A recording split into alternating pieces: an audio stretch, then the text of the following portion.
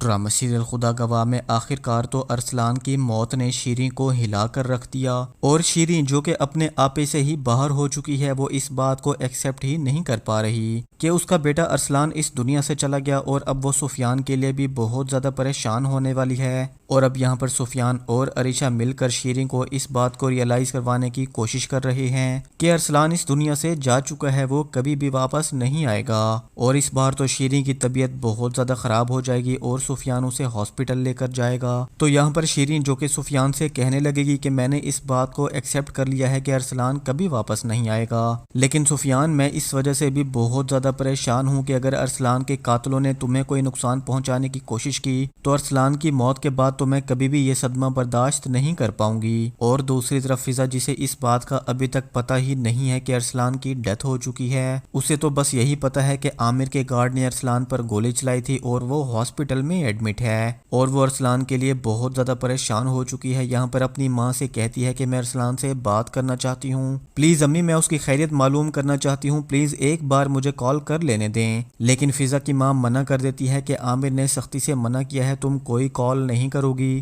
اور ویسے بھی اب وہ کم بخت مرے یا جیے ہمیں اس سے کیا فرق پڑتا ہے۔ لیکن فضا دل میں یہ بھی ارادہ کر چکی ہے کہ اگر ارسلان کو عامر کی وجہ سے کچھ بھی ہوا تو میں اسے معاف نہیں کروں گی۔ اور نیکسٹ ایپیسوڈ کی مکمل کہانی میں آپ لوگ دیکھیں گے ظائشہ جو کہ شیریں کو 2 بار تو کال کرتی ہے لیکن اس کا نمبر تو بند جا رہا ہے، اس لیے وہ سفیان کو کال کرتی ہے، لیکن سفیان تو آگے اس سے باتیں سنانے لگتا ہے اور اسے کہتا ہے کہ ارسلان کی یہ جو موت ہوئی ہے نا یہ تمہاری وجہ سے ہوئی ہے ظائشہ، وہ تم سے سچی محبت کرتا تھا لیکن تمہاری وجہ سے وہ سائیکو ہو گیا تھا، ہر کسی سے لڑتا پھرتا تھا۔ اور یہاں پر سفیان رافع کو بھی یہ بات بتاتا ہے کہ ارسلان کا مرڈر ہوا ہے، اور سب لوگ یہاں پر بہت زیادہ حیران و پریشان ہو چکے ہیں کہ آخر یہ مرڈر کس نے کیا ہے، کیونکہ شیریں تو ارسلان کے ساتھ تھی لیکن شیریں ابھی سینسز میں نہیں ہے، وہ کسی کو کچھ بھی نہیں بتا رہی۔ اور یہاں پر شیریں جس کی اچانک سے طبیعت خراب ہو جائے گی تو سفیان اسے ہاسپٹل لے کر جائے گا، اور پھر شیریں سفیان سے کہے گی کہ میں تمہاری وجہ سے بھی بہت زیادہ پریشان ہوں، مجھے پتا ہے کہ ارسلان اس دنیا سے جا چکا ہے، لیکن اگر ارسلان کے مرڈر کرنے والوں نے تمہیں نقصان پہنچانے کی کوشش کی تو میں یہ دوسرا صدمہ تو کبھی بھی برداشت نہیں کر پاؤں گی، اس لیے تم ارسلان کے قاتلوں کو ڈھونڈنے کی بھی کوشش نہیں کرو گے۔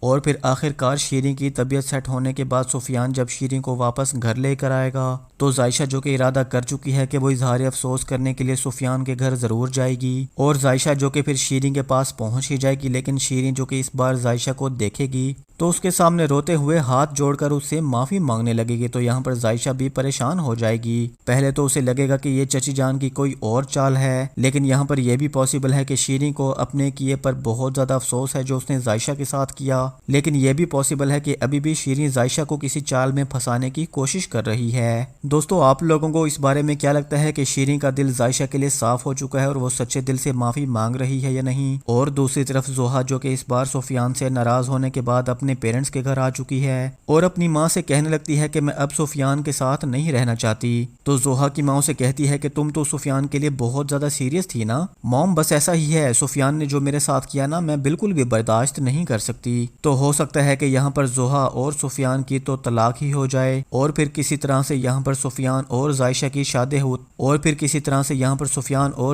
شادی ہوتے ہوئے دکھایا جائے گا۔ تو دوستو آپ لوگوں کو کیا لگتا ہے کہ ڈرامے کی اینڈنگ کس طرح سے دکھائی جائے گی؟ کمنٹ سیکشن میں اپنی رائے کا اظہار ضرور کیجیے گا۔ Thank you.